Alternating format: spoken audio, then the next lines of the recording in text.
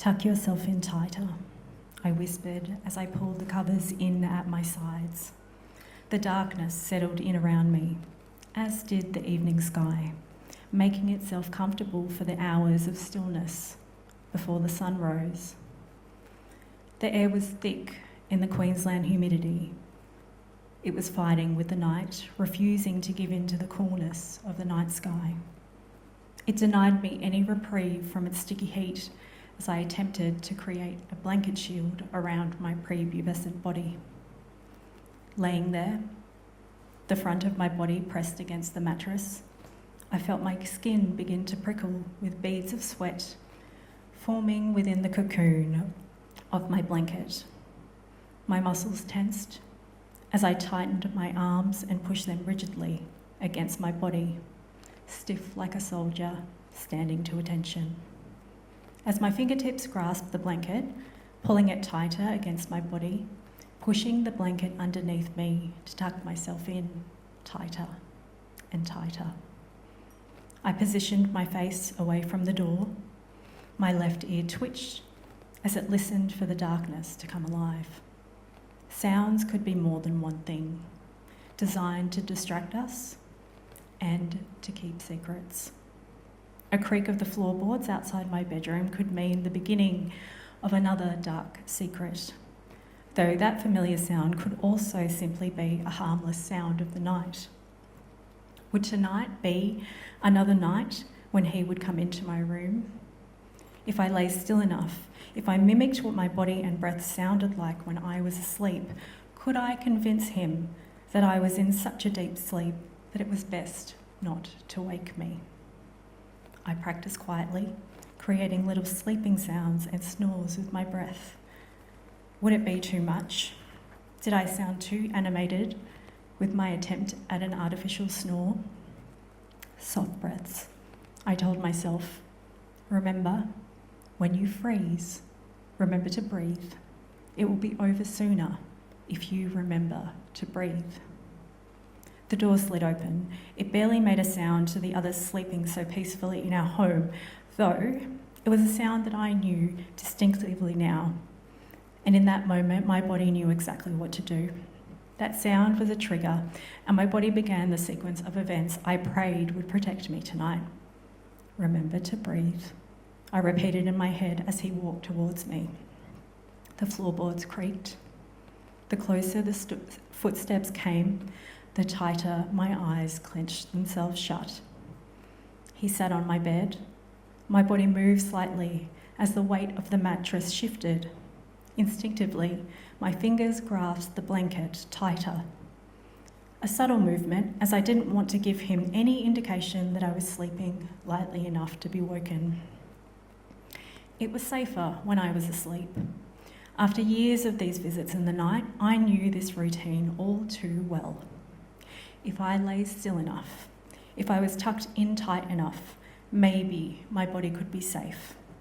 Soft breaths, I reminded myself as he whispered, "Are you awake?" "Keep breathing," I told myself again as he whispered, "Are you awake?" He sat there, the bulk of him weighing down my bed for what seemed like an eternity. My body would lose track of time in this state of freeze. It could be minutes or hours as he whispered his words to me in hopes that I would wake. I knew waking would mean breaking the safety of my blanket cocoon, where my body would be exposed to the vulnerable to the abuse, which would cause the trauma that I was yet to know would haunt me for years and decades to come. He eventually left the room, defeated and disappointed that my slumber had been too deep to disturb. The sudden shift of the weight of the mattress jolted me out of my meditative yet panicked repetition in my head, just breathe, don't move, just breathe. His footsteps creaked on the floorboards, the almost inaudible sound of the door sliding open and closed again as he left my bedroom. His footsteps faded as he climbed back into bed with my mother in the room next door to mine.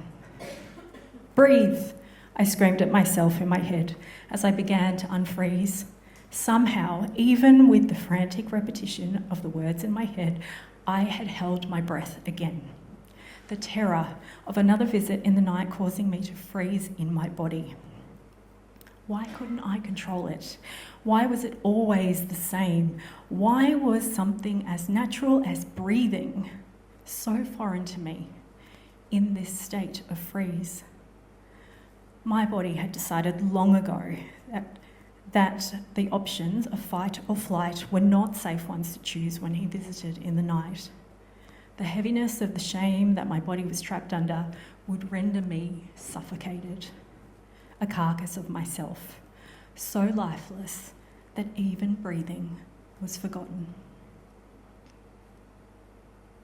Breathe, my breathwork partner said as she counted. My body, submerged in the ice bath, was trembling. The sting of the cold water had sent my body into a panic, and it shook uncontrollably. Inhale, she said, reminding me that I was holding my breath, the retention fueling the body tremors. The air passing through my nostrils wasn't cold at all, and I knew that I had to find a place of stillness. I needed to come back to my body. Inhale slowly, she said again, but I almost didn't hear her as I floated away somewhere, where I met myself, that 10-year-old version of me who would always forget to breathe. Breathe, little Caroline said, this time not yelling, not disappointed or fueled by rage or fear. She calmly took my hand and sat with me, and together we found the rhythm of our breath, a slow, controlled, deeply nourishing inhale, followed by a long, deep sigh as we exhaled. In the distance, we could hear counting. Not my breathwork partner's voice this time, but the voice of a man counting us down to remind us that our 3-minute cold plunge was almost over. But I wasn't ready to leave, so I stayed with her for another minute. I stayed in my body, and I felt the warmth and the safety of being connected again. I felt the power of choosing to use my breath and claiming it back from the fears and the secrets that had been trapped in me for decades.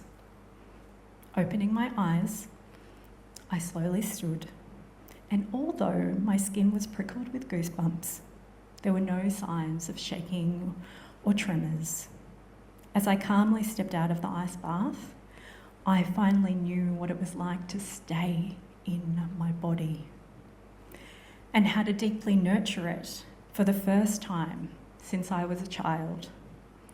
I claimed my power that day, and I decided that I would no longer keep secrets, and no one would ever take my breath away, ever again. Thank you.